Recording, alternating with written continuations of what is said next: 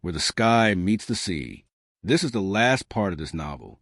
Please look on our page for other novels. And don't forget to subscribe. Thank you. Part 5, The Horizon. There's something sacred about ordinary days. The ones that slip by quietly, without tragedy or fireworks. Just sunlight through windows, the smell of coffee, the weight of a familiar hand in yours. Evelyn had learned to treasure those the most, because the world had taken so much before. And now, it was giving her something back. The loft had become a home. Not through design magazines or matching furniture, but through the soft chaos of love lived in. Aiden's brushes lay drying on the balcony rail.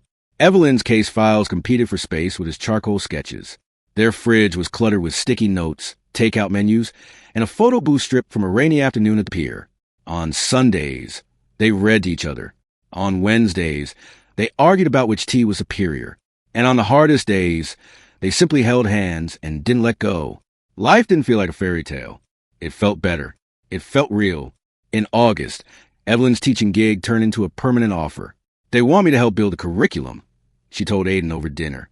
I'd still keep a couple of cases, but mostly, I'd be shaping how we train public defenders from the ground up. Aiden beamed. Ev, that's incredible. She hesitated. I'm scared. Of what? That if I slowed down, I won't matter as much. That I'll lose the fight. He reached across the table, threading his fingers through hers. Fighting isn't only in courtrooms.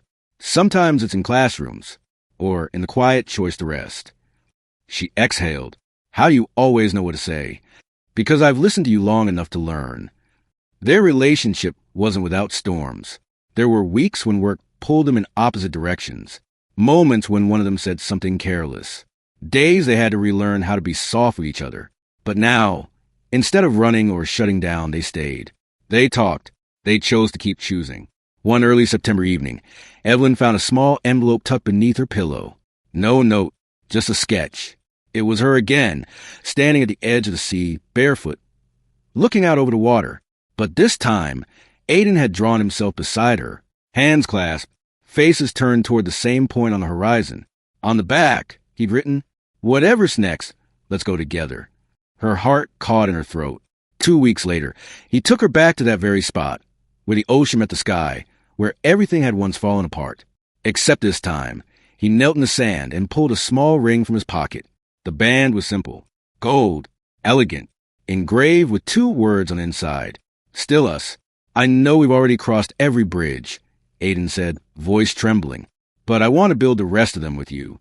Will you marry me, Evelyn Ray Morrison?" The wind carried the waves to shore. Seagulls wheeled overhead. And in the soft, stunning quiet between heartbeats, she nodded. "Yes," she whispered. "Yes, 1,000 times." They didn't rush the wedding. It happened the following spring in a botanical garden, surrounded by the people who'd stayed, the people who mattered. Evelyn wore a dress with pockets.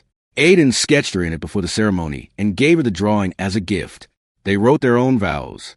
His made her laugh and cry in equal measure. Hers left the whole crowd breathless. And when they kissed under a sky streaked with pink and gold, it felt like the story had finally found its rhythm. Not an ending, just another beginning. After the honeymoon, a modest cabin tucked in the hills of Vermont, all stargazing and burnt pancakes, they came home to the loft, to life, to each other. And it was in that simplicity. 2 mugs on the counter, a sleepy dog they adopted on a whim, a shared calendar with color-coded chaos. That Evelyn realized something. She wasn't afraid anymore. Not of the past. Not of falling apart. Not even of the future. Because she had learned how to live through pain without letting it define her. And because love, when real, doesn't rescue you. It walks beside you while you rescue yourself. Years passed. Seasons shifted. Their lives kept growing. Students mentored, murals painted, nieces and nephews hugged, mistakes made and forgiven. And on one quiet summer morning, Evelyn stood on their balcony, barefoot, watching the city wake up. Aiden came up behind her and wrapped his arms around her waist. "Thinking about anything?" he asked. She leaned back into him. "Everything. And nothing. You okay?" She smiled. "I'm happy." He kissed the side of her neck. "That's all I ever wanted." They stood there for a long time, the horizon stretching wide before them. And Evelyn thought, this is it. Not perfection. Not fairy tales. Just the quiet, beautiful truth of love that stayed. The end. We hope you enjoyed this novel. please check out these other novels on our page. Thank you.